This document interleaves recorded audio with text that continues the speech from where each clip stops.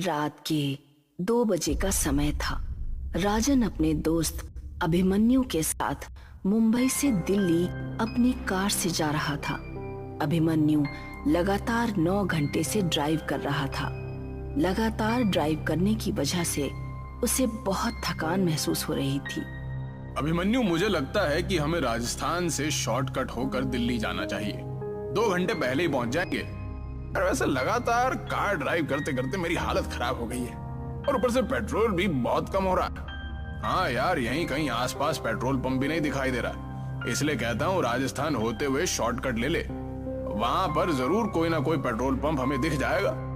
अभिमन्यु ने गाड़ी राजस्थान की ओर जाने वाले हाईवे पर मोड़ ली। लगभग 1 घंटे बाद अर्जुन और अभिमन्यु तेजी से गाड़ी ड्राइव करते हुए माधवगढ़ के एक सुनसान गांव की ओर से गुजर रहे थे कि तभी उनकी नजर एक पेट्रोल पंप पर पड़ी। अचानक अभिमन्यु की कार झटका देते हुए रुक गई। अर्जुन की आंख लग चुकी थी। कार अचानक रुकने से अर्जुन नींद से जागते हुए बोला, क्या हुआ? अरे दिखाई नहीं दे रहा है क्या? सामने पेट्रोल पंप है और कार में सिर्फ इतना ही पेट्रोल बचा है कि ये 20 से 30 किलोमीटर दूर ही चल पाएगी। एक पल को तो मुझे लगा जैसे कि एक्सीडेंट हो गया हो। अरे कार मैंने नहीं रोकी अर्जुन, मेरी नजर ही इस पेट्रोल पंप पर पड़ी थी और कार अपने आप झटका देते हुए रुक गई। लेकिन जो भी हुआ अच्छा हुआ, पेट्रोल तो हमें कहीं ना कहीं से डलवाना ही था ना। अभिमन्यु और अर्जुन कार से बाहर निकल आए। उन्होंने देखा उस पेट्रोल पंप पर एक भयानक और अजीब सा सन्नाटा छाया हुआ था। अरे यार, यहाँ तो मुझे कोई नहीं दिखाई दे रहा। कहीं ये पेट्रोल पंप बंद तो नहीं पड़ा? यानी बंद तो नहीं है, क्योंकि सामने ऑफिस तो खुला है और लाइट भी जल रही है। और वो देख, इस पेट्रोल पंप के अंदर तो एक छोटा सा रेस्टोरेंट भी है, उसके अंदर की भी लाइट जल रही है। मगर मुझे लगता है कि उस रेस्टोरेंट के अंदर भी कोई मौजूद नहीं। अरे तो इसमें टेंशन वाली क्या बात है? अपने हाथों से पेट्रोल डाल लेंगे। इतनी रात में कौन देखेगा हमें? क्या पेट्रोल पंप के कर्मचारी ने हमें देख लिया तो वो हमें चोर समझेंगे? पेट्रोल पंप के आसपास इंसान तो क्या, एक चूहे का बच्चा भी नजर नहीं आ रहा। तभी उन दोनों के कानों में पीछे से किसी व्यक्ति की भारी आवाज टकराई। कौन हो तुम? उस आवाज को सुनकर वो दोनों चौंक कर पीछे की ओर देखने लगे। उन दोनों के सामने अजीब से चेहरे वाला एक व्यक्ति खड़ा हुआ था। यार, इसकी शक्ल तो बड़ी भयानक लग रही है। ऐसा लग रहा है जैसे कि शमशान घाट की चिता से अभी अभी उठकर आया हो। हाँ यार, बोल तो बिल्कुल सही रहा है। मैं खुद पहली नजर में इसकी शक्ल देखकर डर गया था। लेकिन हमें सिर्फ पेट्रोल डलवाना है और यहाँ से निकलना है। इतना बोलकर अभिमन्यु उस कर्मचारी से बोला, अभी कुछ सेकंड पहले आप कहाँ पर थे? हमें तो आसपास कोई नहीं दिखा था। अपने काम से काम रखो साहब। कहो, किस काम से आए हो? अरे पेट्रोल भरवाना है, टैंक फुल कर दो। अभिमन्यु के कहने पर वो पेट्रोल पंप का कर्मचारी पेट्रोल डालने लगा। तभी अर्जुन की नजर उस पेट्रोल पंप की जमीन पर पड़ी। अर्जुन बुरी तरह से डर गया। अभिमन्यु, अरे नीचे देख, ये तो खून के धब्बे हैं। तभी उन दोनों के कानों में उस कर्मचारी की आवाज टकराई। टैंक फुल हो गया साहब, अब आप लोग जा सकते हैं। वो कर्मचारी देखते ही देखते उन दोनों की आंखों के सामने से गायब हो गया। ये देखकर अभिमन्यु और अर्जुन की आंखें दहशत से फटी की फटी रह गई। अरे लगता है हम दोनों गलत जगह आ गए हैं। वो दोनों तुरंत कार के अंदर बैठ गए। अर्जुन ने अपनी कार हाईवे पर दौड़ा दी। अभिमन्यु को कार ड्राइव करते हुए 1 घंटे से ज्यादा हो गया था, मगर रास्ता था जो खत्म होने का नाम भी नहीं ले रहा था। तभी अचानक अर्जुन की नजर एक और पेट्रोल पंप पर गई। यार, ये पेट्रोल पंप हमें कुछ जाना पहचाना नहीं लग रहा। जरा गाड़ी रोक। अबे पागल हो गया क्या है? हमें यहाँ से निकलना है, देखा नहीं तूने? कि किस तरह से वो पेट्रोल पंप वाला देखते ही देखते हमारी आंखों के सामने गायब हो गया था। अरे मेरी बात को समझने की कोशिश क्यों नहीं कर रहा? एक सेकंड के लिए गाड़ी रोक के तो देख। अर्जुन की बात सुनकर अभिमन्यु ने अपनी कार रोक दी। वो वही पेट्रोल पंप था जिस पेट्रोल पंप से वो लोग भागे थे। आंखें फाड़े उस पेट्रोल पंप को देखे जा रहे थे कि तभी उनके कानों में उसी कर्मचारी की आवाज टकराई। अरे तुम मुझे पेट्रोल के पैसे नहीं देकर गए थे साहब। उन दोनों ने जैसे ही खिड़की के सामने देखा तो वही कर्मचारी अपनी भयानक शक्ल लिए हुए उन दोनों को देख रहा था। कुछ ही पलों में अर्जुन और अभिमन्यु की चीख सन्नाटे को चीर गई। इस घटना के 3 महीने बाद शाम के 5 बजे एक कार तेजी से माधवगढ़ के हाईवे पर दौड़ रही थी। कार के अंदर 3 लोग सवार थे, करण, नंदिनी और विजय। वो तीनों पुलिस वाले थे जो 3 महीने पहले लापता हुए अर्जुन और अभिमन्यु की जांच कर रहे थे। कार विजय ड्राइव कर रहा था और विजय को ड्राइव करते हुए काफी देर हो गई थी। यार, पीछे हम पिछले 6 घंटे से इस हाईवे पर अपनी कार को दौड़ा रहे हैं, मगर यहाँ तो सन्नाटे और वीराने के अलावा कुछ भी नहीं है। अरे मेरी भी कुछ समझ नहीं आ रही है, आखिर ये अर्जुन और अभिमन्यु रात के इस वक्त इस सुनसान इलाके में कर क्या रहे थे? उनके मोबाइल की आखिरी लोकेशन इसी जगह के आसपास की है यार। नंदिनी, जो कि कार के पीछे वाले सीट पर नींद की झपकी ले रही थी, अचानक से बोली, पता नहीं वो लोग जिंदा हैं भी या नहीं। अरे कमोन नंदिनी, ऐसे नहीं बोलते। अभिमन्यु और अर्जुन जैसे भी थे, वो हमारे दोस्त थे।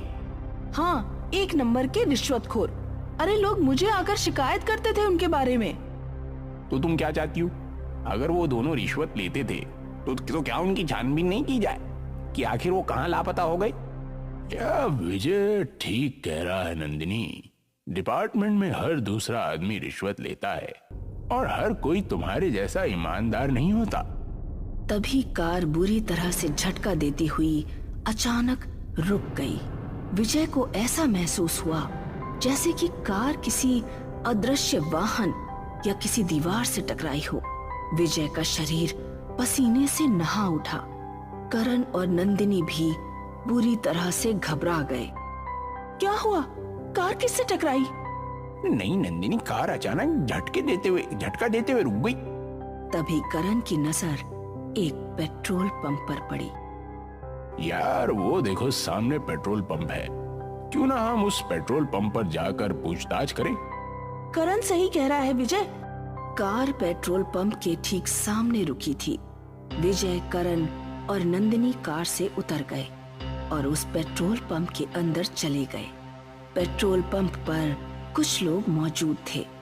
वो तीनों पेट्रोल पंप के अंदर बने हुए एक रेस्टोरेंट के अंदर घुस गए। रेस्टोरेंट के अंदर कुर्सियां मौजूद ना होकर चारपाइयां मौजूद थीं, जहां पर कुछ गांव के लोग बैठे हुए भोजन कर रहे थे कि तभी विजय नंदिनी से बोला, मैं अभी आता हूँ। मैं भी तेरे साथ चलता हूँ यार, थोड़ा हाथ मुंह भी धो लूंगा। नंदिनी वहां पर अकेली थी और वहां मौजूद लोगों को देख रही थी। नंदिनी एक पुलिस वाली थी।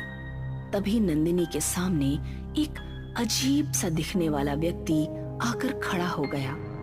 खाने में क्या लेंगी आप? फिलहाल तो मुझे 1 कप चाय की जरूरत है। 1 कप चाय ले आओ। कुछ देर बाद वो लड़का नंदिनी को चाय देकर चला गया। उसने देखा कि कप के अंदर किसी इंसान की कटी हुई उंगली थी। नंदिनी चीखती हुई उस रेस्टोरेंट से निकलकर भागने लगी। अरे क्या हुआ नंदिनी, तुम इतनी घबराई हुई क्यों हो? और ये तुम्हारे माथे पे पसीना के साथ? ये पेट्रोल पंप अजीब सा है करण। इतना कहकर नंदिनी एक ही सांस में सारी घटना उन दोनों को बताने लगी। नंदिनी की बात सुनकर वो दोनों नंदिनी को बहुत गौर से देखने लगे। अरे लगता है तुम्हारे ऊपर थकान हावी हो गई है। करण और विजय ने जब अंदर जाकर देखा तभी रेस्टोरेंट के अंदर मौजूद लोग एक साथ भयानक हो गए। देखते क्या हो, अपनी जान बचाकर भागो यहाँ से। करण और नंदिनी फुर्ती से वहां से निकल गए, मगर विजय नहीं निकल सका। विजय की दर्दनाक चीख सन्नाटे को चीर गई। हमें जल्दी से अपनी कार में बैठना होगा। अरे कार में कैसे बैठेंगे नंदिनी? कार कहीं आसपास नजर ही नहीं आ रही है। क्या मतलब नजर नहीं आ रही है? यही तो खड़ी थी, कहाँ गई? अरे हम दोनों को अब बातें करने में अपना वक्त बर्बाद नहीं करना चाहिए। जितनी तेज भाग सकते हो मेरा हाथ पकड़कर भागो। वो दोनों उस पेट्रोल पंप से दूर भागने लगे। वो दोनों बहुत देर तक हाईवे पर दौड़ते रहे। उन दोनों की सांस फूलने लगी। तभी नंदिनी चीखती हुई करण से बोली, अब तो उसी जगह वापस आ गए हैं करण। ध्यान से देखो, हम दोनों ने यहीं से तो भागना शुरू किया था। वो सामने पेट्रोल पंप है। करण की सांसें हलक में अटक कर रह गई। वो ठीक उसी पेट्रोल पंप के सामने ही थे। तभी उन दोनों के कानों में विजय की आवाज टकराई। अरे तुम दोनों मुझे अकेला मरने के लिए छोड़ गए? विजय एक भयानक शक्ल में क्रोध भरी नजरों से उन दोनों को देख रहा था। तुम दोनों को मुझे भी साथ लेकर चलना पड़ेगा। तभी उन दोनों के कानों में अर्जुन और अभिमन्यु की आवाज टकराई। विजय सही कह रहा है। तुम दोनों विजय को रेस्टोरेंट में अकेला छोड़कर भाग गए। करण और नंदिनी ने देखा तो उनके सामने अभिमन्यु और अर्जुन भी अपनी भयानक शक्ल लिए हुए खड़े थे। अचानक अभिमन्यु ने करण की गर्दन उसके धड़ से अलग कर दी और उसका सर नंदिनी के पास फेंक दिया। नंदिनी चीखती हुई अपने शरीर की पूरी ताकत लगाकर दोबारा भागने लगी। उसकी सांस फूल रही थी, मगर उसने अपने कदम नहीं रोके। कौन हो तुम? नंदिनी ने एक ही सांस में कांपते हुए सारी घटना उस बूढ़ी स्त्री को बता दी। अब तुम यहाँ से नहीं जा सकती बेटी। क्या मतलब मैं यहाँ से नहीं जा सकती? बड़ी बेवकूफ लड़की हो। तुम तीनों उसी वक्त मर चुके थे जिस वक्त तुम्हारी कार झटका देते हुए रुकी थी।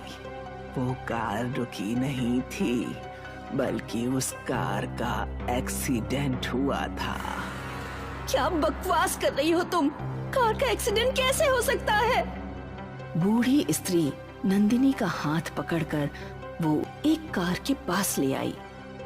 गौर से देख इस कार को लड़की, ये किसकी कार है? नंदिनी उस कार को फटी फटी आंखों से देखने लगी। वो कार उसी की थी। उसने देखा उसकी विजय और करण की लाशें पड़ी हुई थी। तुम तीनों की मौत यही हो गई थी। इस पेट्रोल पंप को देख रही हो? ये हॉन्टेड पेट्रोल पंप है, भूतिया पेट्रोल पंप। इस पेट्रोल पंप पर जो भी आता है हमेशा यहीं पर कैद होकर रह जाता है, और यहाँ जो भी वाहन आते हैं अदृश्य हो जाते हैं। तुम्हारी कार किसी एक अदृश्य वाहन से टकराई थी। अगले दिन न्यूज़पेपर में नंदिनी, विजय और करण की फोटो छपी हुई थी और सभी जगह चर्चा थी कि एक बार फिर उसी हॉन्टेड पेट्रोल पंप पर 3 लोग लापता हो गए। ये क्या रहस्य है, कोई नहीं समझ पाया। और शायद कुछ रहस्य हमेशा रहस्य ही रहते हैं।